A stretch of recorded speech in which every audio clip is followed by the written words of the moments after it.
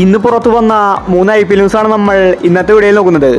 ആദ്യത്തെ ഒരു അപ്ഡേറ്റ് മുംബൈ ഇന്ത്യൻസുമായി ബന്ധപ്പെട്ടതാണ്. മുംബൈ ടീമിലേക്ക് ഒരു പുതിയ കീപ്പറെ ആവശ്യമുണ്ട്. ഇഷാന് മുംബൈ റിലീസ് ചെയ്തു. ഇഷാൻ കുറച്ച് കാലമായിട്ട് ഔട്ട് ഓഫ് ഫോം ആണ്.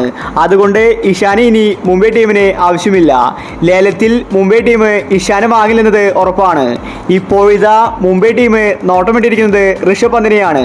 പന്ത് T20യിൽ മികച്ച ഫോമിൽ കളിക്കുന്നുണ്ട്.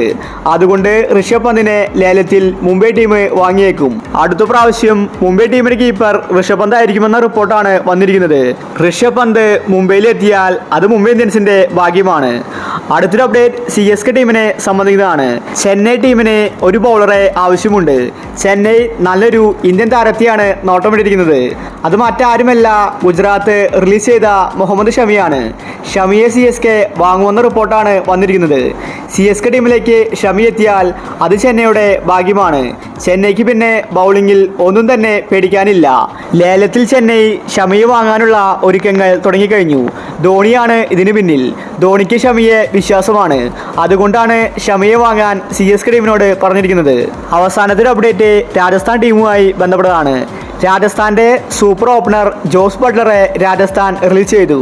ബട്ട്ലർക്ക് പകരം ഒരു താരത്തെ രാജസ്ഥാന് ആവശ്യമാണ്. ലേലത്തിൽ രാജസ്ഥാൻ ഡുപ്ലസിയെ വാങ്ങുമെന്ന റിപ്പോർട്ടാണ് വന്നിരിക്കുന്നത്. ഡുപ്ലസിയാണ് രാജസ്ഥാൻ ബട്ട്ലർക്ക് പകരമായിട്ട് കാണുന്നത്.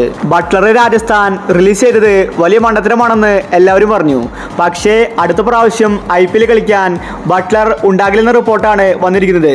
അതുകൊണ്ട് മാത്രമാണ് രാജസ്ഥാൻ ബട്ട്ലറെ ഒഴിവാക്കിയത്. ഈ സമയം ഡുപ്ലസി രാജസ്ഥാൻ ടീമിൽ വന്നാൽ അത് രാജസ്ഥാന് ഗുണകരമാണ്.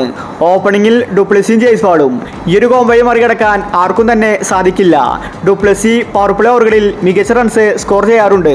അപ്പോൾ അടുത്ത IPL നിങ്ങൾ സപ്പോർട്ട് ചെയ്യുന്ന ടീം ഏതാണെങ്കിൽ താഴെ ഒന്ന് കമന്റ് ചെയ്യുക. ഇത്തരം IPL ന്യൂസിന് വേണ്ടി ഈ ചാനൽ മറക്കാതെ സബ്സ്ക്രൈബ് ചെയ്യൂ.